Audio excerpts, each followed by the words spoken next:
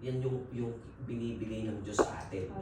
Na in the middle of our problems, nakakapahinga tayo. Amen. Di ba? Naghihilig pa. Hallelujah.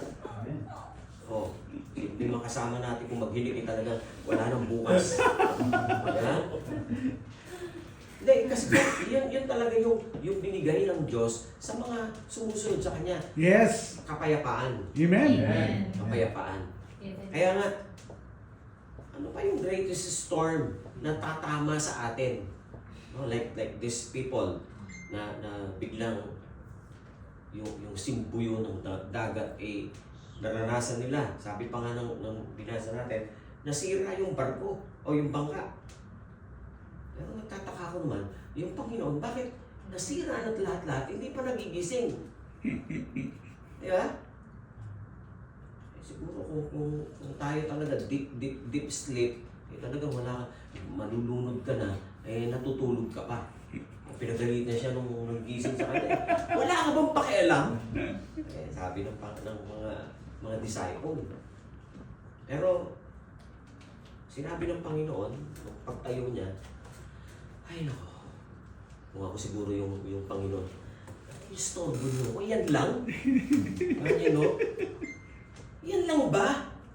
O, kung kayo yung nandun, nakasama ng Panginoon, nagpapahinga, syempre, mga pagod din yung mga tao na yan. Dahil bago sila dumating dyan, talagang nakaharap sila ng maraming tao, multitude. 5,000, di ba? Tapos pinakain pa nila. Oo. Nagservisyo. Servisyo pa sila sa 5,000. O, di pagod nga sila. No? Iniwan nila yung mga tao. Pero, ang Panginoon, laging tanong ito sa inyo, sa atin. Ano bang greatest storm yung na-encounter mo? Okay. And to believe it or not, you're not exempted to every storm. Yes. Sabi nyo nga yan, I am not exempted. We're not exempted. Okay? At ngayong umaga, pag-uusapan natin, maiksi lang. Ang pag-uusapan natin is the faith that God allows. Okay?